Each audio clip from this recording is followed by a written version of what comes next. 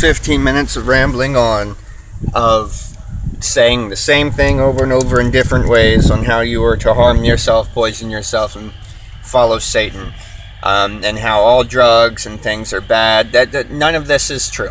None of this is drunkenness. Drunkenness, if you take a sip of a beer, you will not get drunk, even if you've never had beer before. That isn't how it works. It is indulgence. It is gluttony that he is speaking of. Too much of anything is bad. Too much water can drown you. It's true. Think about that.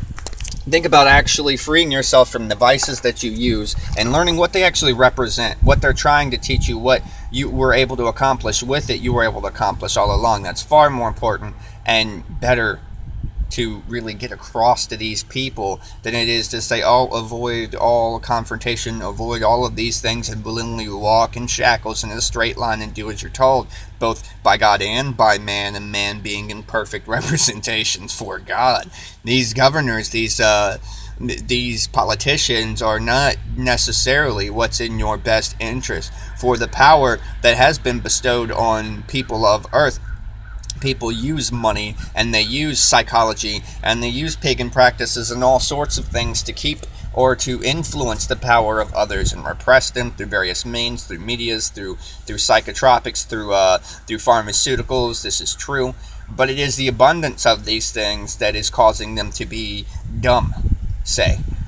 If the people, the reason a lot of people don't really commune with the spirit is because their mind is running so fast. They're in high beta frequencies the whole time. You'll have to look into all this on your own. That they don't really reach alpha, theta. They don't really come down and slow down to be able to perceive all of the information that's actually around them at all times, to see, to feel, to speak, to hear, to experience. So instead, they only get a small part of the picture.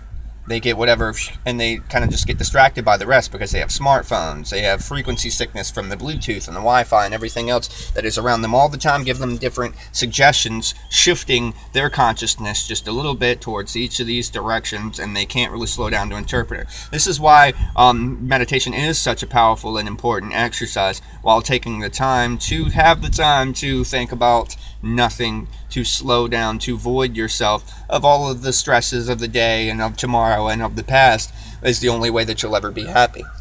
You should meditate a minute a day for every year you've been alive. So if you're 28 years old, you should meditate 20 minutes a day. If you don't think that you have the time for this meditation, you need to meditate longer. These are the facts. I understand the point he's trying to make, and I appreciate his passion towards trying to deter people from drugs and from addictions, but that's really what it's about. It's about addictions, about addicted to any one way of being in life, about being addicted to any one form of thinking, about being addicted to producing or holding on to only certain chemicals and certain frames of mind and frequencies. Get out of here, fly.